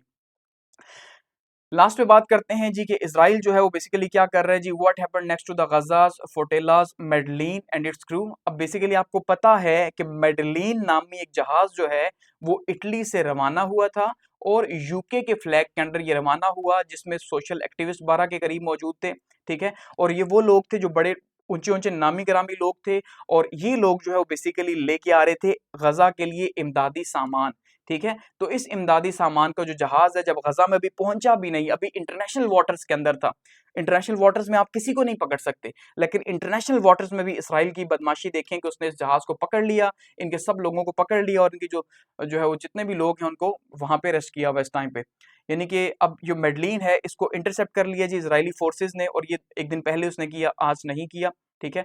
और जो गजा के लिए शिप आया था इंटरनेशनल वाटर्स में उसको पकड़ा है मंडे को, और 12 जो है वो उसके क्रू मेंबर्स वगैरह को जो है डिटेन कर लिया है, जिसमें ग्रेटा टोंगबैग भी शामिल हैं, जो कि मैंने आपको बताया था कि जो है वो क्लाइमेट एक्टिविस्ट हैं। तो उन्होंने ये कहा है कि भाई मुझे इसराइल ने किडनैप कर लिया है इंटरनेशनल वाटर से, वो इल्जाम लगा रही है। तो इसका मतलब ये पूरी दुनिया के अंदर इसराइल की मजीद बदनामी होगी, लेकिन इससे ज्यादा और क्या होगी कि हर रोज प्रोटेस्ट हो रही है सब कुछ, लेकिन उसको नेतन्याहू को एक जरा फर्क नहीं पड़ रहा, क्यों कि अमेरिका जो है वो पीछे खड़ा है, ठीक है। और क्यों कि कोई मुस्लिम मुल्क बोलने वाला नहीं है, इसलिए। तो ये फ्रीडम फोर्टेला जो है कुल्लियन इसका ये जहाज था बेसिकली, जो कि गजा के लिए निकला था सामान वगैरह लेके, ठीक है। और इसको जो है वो वहां इंटरनेशनल वाटर्स में पकड़ा है। इसके ऊपर ड्रोन्स भेजे हैं इसराइल ने, जिसने चारों साइड से उस जहाज को ड्रोन्स ने पकड़ा, ये नई किस्म का ड्रोन्स उसके ऊपर आए, और कोई वाइट किस्म का लिक्विड यहाँ पे फेंका गया, जिसके बारे में कहा जा रहा है कि भाई वो अनआइडेंटिफाइड सब्सटेंस है, कि क्या उसके ऊपर फेंका गया है। उनके फोन जो है वो ले लिए गए हैं, ठीक है, और उनको अशदोद पोर्ट जो है उसकी तरफ मोड़ दिया गया है, अपनी साइड बाई नहीं मोड़ दिया गया है। और ये जो है ये सारे का सारा उन्होंने खत्म कर दिया, और साथ में जिद के तौर पे उनके जो डिफेंस मिनिस्टर साहब हैं वो उनको दिखा रहे हैं अक्टूबर 7 के अटैक्स वगैरह, उनका मजाक उड़ा रहे हैं। ठीक है। और ये कहा जा रहा है ये सारे का सारा प्रोपेगेंडा है। तुर्की और स्पेन ने फिलहाल कंडेमनेशन की है अभी तक, और कहीं से कंडेमनेशन जो है वो नहीं आई। तो ये देखिए ये सारे के सारे किस तरह से हैंड्स अप हुए हुए हैं, ठीक है। और इनको यहाँ से इस जगह से जो है पकड़ा गया है, हालांकि ये गजा है, ये देखिए जरा ये समंदर इसका, ये लेबनान है और इसराइल यहाँ पे है, लेकिन फिर भी ये मेडिटेरेनियन सी है, ये इंटरनेशनल वाटर है, और यहाँ से इनको पकड़ा गया और अब जो है इनको मोड़ा जा रहा है। तो ये जो है ये हालात हैं जी, इमदाद वो नहीं पहुंचने जा रहे। और लास्ट हमारे पास ईरान जो है वो ये कह रहा है कि मेरे पास जो है ट्राई ट्रोव आ चुका है, मेरे पास सीक्रेट डॉक्यूमेंट्स आ चुके हैं। और ये एक ऐसे टाइम पे ईरान ने जो है एक सिक्सर मारा है कि जिस टाइम पे हालात मिडिल ईस्ट के बहुत ज्यादा खराब थे, ठीक है। अब हुआ बेसिकली क्या कि कैसे टाइम पे हम ये कह रहे हैं सिक्सर मारा, कि आप देख लें हालात ये चल रहे थे कि यूएस और ईरान की डील हो रही थी, ठीक है, न्यूक्लियर डील, जो कि वो फिलहाल तक अभी कामयाब नहीं हुई, जिसका नेक्स्ट राउंड जो है संडे को होगा नेक्स्ट। क्योंकि यूएस जो है वो इसराइल के कहने पे जीरो जो है वो करना चाह रहे हैं इनकी यूरेनियम एनरिचमेंट, जबकि ईरान इस बात पे नहीं मान रहा, ठीक है। वो कह रहे हैं मैं 60% पे जारी रखूंगा एनरिचमेंट को। अब ऐसे में इजराइल का पूरा खतरा था कि इजराइल जो है वो ईरान के ऊपर किसी भी टाइम पे स्ट्राइक करेगा। इवन जो है वो आज के दिन में भी ट्रंप और जो नेतन्याहू है उसकी फोन कॉल हुई और ट्रंप ने नेतन्याहू को समझाया है कि भाई अभी फिलहाल कोई भी स्ट्राइक ना करना। तो ऐसे में ईरान को खतरा था, तो उस खतरे से बचने के लिए अब इजराइल जो है वो ईरान जो है उसकी इंटेलिजेंस एजेंसी जो है उसके इंटेलिजेंस मिनिस्टर साहब ये कह रहे हैं कि भाई हमने ट्राई ट्रोव हासिल कर लिया, बहुत बड़ा खजाना हमने हासिल कर लिया, और ये क्लासिफाइड इसराइली डॉक्यूमेंट्स हैं, ठीक है, कि हमारे पास पूरी डिटेल्स मौजूद हैं कि कहाँ पे इसकी न्यूक्लियर फैसिलिटीज हैं, कहाँ पे जो है वो डिफेंस कैपेबिलिटीज इसकी क्या हैं, इसके फॉरेन रिलेशंस में क्या क्या चीजें मौजूद हैं, सब हमारे पास आ चुका है और हम बहुत जल्द इसको पब्लिक भी करेंगे, साथ में धमकी भी दी, ठीक है। तो वो कह रहे हैं भाई, लेकिन उन्होंने फिलहाल कोई भी क्लू या कुछ भी नहीं दिया अभी इस हवाले से। वो कह रहे हैं हम इसके ऊपर काम कर रहे हैं और हम जल्द ही जो अपनी पॉलिसी को वाजे करेंगे। दूसरी साइड से इसराइल कुछ नहीं बोला, इसका मतलब ये है कि हकीकत में ईरान के हाथ जो है वो कुछ बहुत ही सेंसिटिव चीजें लग चुकी हैं। और अगर ऐसा हकीकत है तो शायद अब इसराइल ये गलती ना करे, क्योंकि उसने जैसे ही अगर ईरान ने इसीलिए सारी चीजें बताई हैं कि भाई अगर तुमने मेरे पे अटैक किया तो मेरे पास तुम्हारी एक एक इन्फॉर्मेशन मौजूद है कि कहाँ कहाँ कहाँ क्या क्या क्या तुम कर रहे हो, मैं उनको टारगेट करूंगा। तो अगर 5,000 मार सकते हैं, यानी 4,000 रॉकेट जो है वो हमास मार सकता है, तो जो ईरान है वो तो 40,000 मार सकता है। तो 40,000 में से 4,000 भी लग गए तो इसराइल का काम हो जाएगा, ठीक है। तो इससे अब क्या हो रहा है, इससे मजीद टेंशन बढ़ेंगी, लेकिन इससे अब देखेंगे कि क्या इसराइल जो है वो अपने स्टैंड के अंदर कुछ तब्दीली लाएगा, क्या वो रुकेगा, क्योंकि अब उसके पास ये ऑप्शन शायद थोड़ा कम होता जा रहा है, क्योंकि थ्रेट पैदा हो चुका है ना, कि थ्रेट के होते हुए वो शायद ये काम ना कर पाए, ठीक है। तो ये इसराइल जो है इसका ईरान का एक मास्टर स्ट्रोक है। इसराइल के लिए अब देखते हैं आने वाले दिनों में क्या डेवलपमेंट्स होती हैं, ठीक है। तो ये हमारे आज के करंट अफेयर।